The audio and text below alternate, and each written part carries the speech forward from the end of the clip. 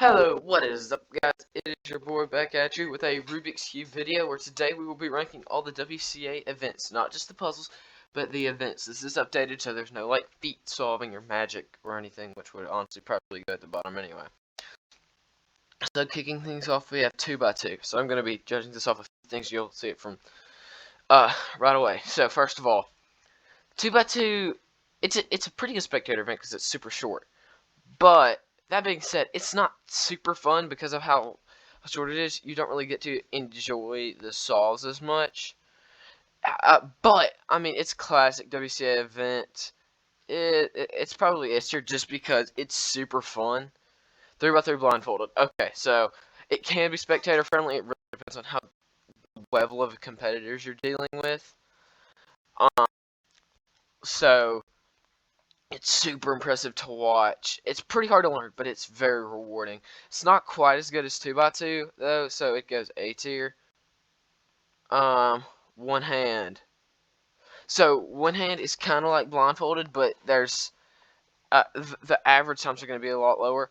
It's not quite as impressive to watch as blind, but really overall, it's pretty much on the same level as blindfolded solving. It's a little bit less impressive though. 3x3. This is S. It's the best event in the WCA.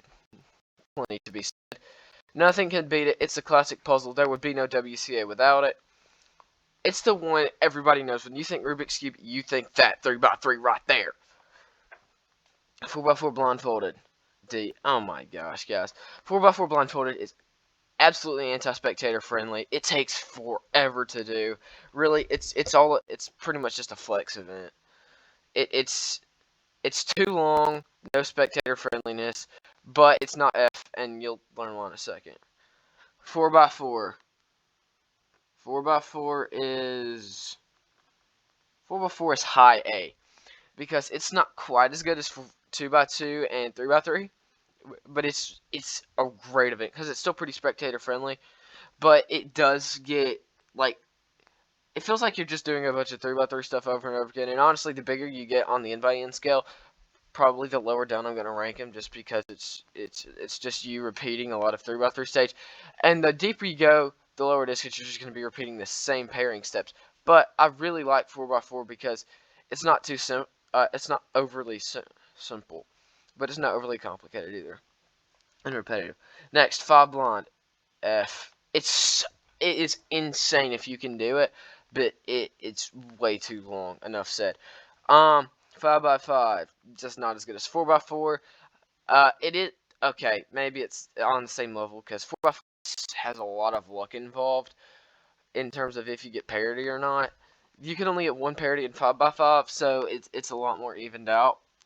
Other than that, 4x4 is better in every category, but it does have that one quality that makes them about even. 6x6, B tier. It's mid. 7x7, C tier. Okay, the idea of getting triple parity on a cube, actually, it's just as bad as 7x7, maybe worse. Because the reason 7 and 5 rank at about the same level as 3 and 4, and about the same as 4 and 6, is because of the amount of parities you can get. You can get triple parity on 6x6, which sounds terrible. Okay? It's terrible. And it's also super repetitive doing 7x7, which is why I don't really like it. It's still better than these long blind events, though. Clock. B, maybe even A. In my opinion, clock is one of the most underrated events in the WCA. There's just one thing I really, really don't like about clock is how easy it is to DNF. Because you don't get move plus 2s, you get DNFs. So, you know. Fewest moves. F. It's 30 minutes. There's no spectating. I've heard that it's not bad, but no. FMC is terrible. Megaminx. Megaminx is a pretty fun event. It's same level as Clock because it's a lot longer. It's pretty easy to learn. It's not as easy to get good at, though. So, who knows? But it's pretty fun when you're doing it. It's alright to spectator watch. Not as good as Clock, though. So multi-blonde D tier. It's it's really as bad as 4 and 5. This is super flex. It's insane impressive, but it's there's just too much going on, man. Just watching a bunch of people solve a ton of 3x3s blindfolded, and you get forever to do it. I would get so bored. Pyraminx S tier classic cube. It's pretty easy to learn, very fun to watch, and weird to turn. That's why I like it. Scube.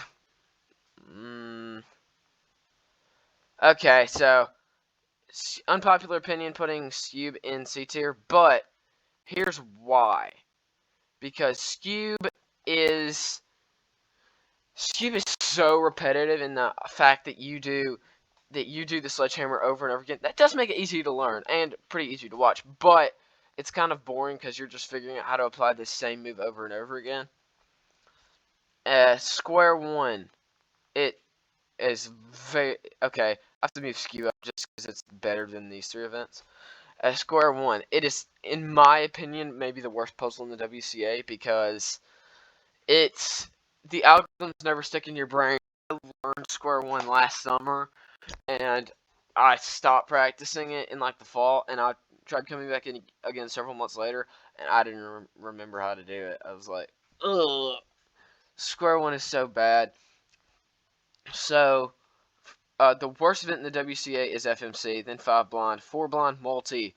I'm doing this in my order. Square one, 7-6, maybe 6-7. No, 7-6. I like that better. And then Scube, Clock, Megaminx, one hand, 3 blind. Okay, so again, unpopular take saying Clock is actually a really fun event, and so is Megaminx. But again, these are so much fun if you learn how to do them. Especially Clock. There's something fun about clicking, about turning the pins and the dials. So more people need to get into that, but this is my tier list. This is Hudson signing off.